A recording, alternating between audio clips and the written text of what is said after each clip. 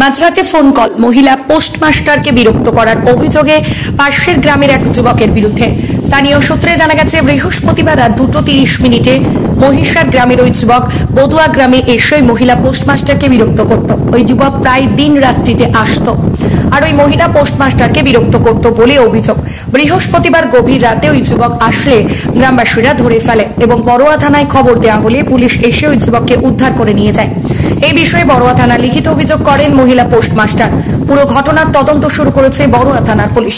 গ্রামবাসী দুলাল মল্লিক বলেন, কিছুদিন হলো ওই মহিলা পোস্টমাস্টার আমাদের গ্রামে এসেছে। কিছুদিন আগে মহিষার গ্রামের যুবকের বাড়ির লোকজন এসে ওই মহিলা পোস্টমাস্টারের সঙ্গে কথা কাটাকাটি হয়।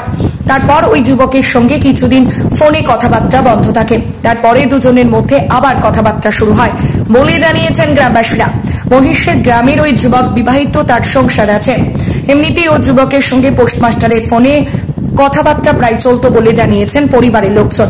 পরিবারের এই নিয়ে যুবকের বাড়িতে প্রায় অশান্তি লেগে থাকতো। ওকে ফোনে ডিস্টার্ব করে, খারাপ খারাপ কথা বলে সেই রেকর্ডিং হয়ে আছে।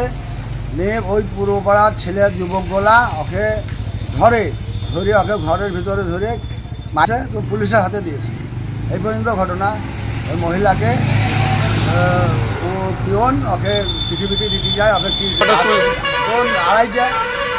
রাত আড়াইটে কি করছিল ওই যুবক এসে ওকে ফোন টোন করেছে। নিয়ে ওই মহিলা আরও যুবক দিকে পাড়ার ওই যে বাড়িতে থাকে ওদেরকে বলে আমাকে এই ছেলেটা ডিস্টার্ব করেছে, দেখেন চলে এসছে।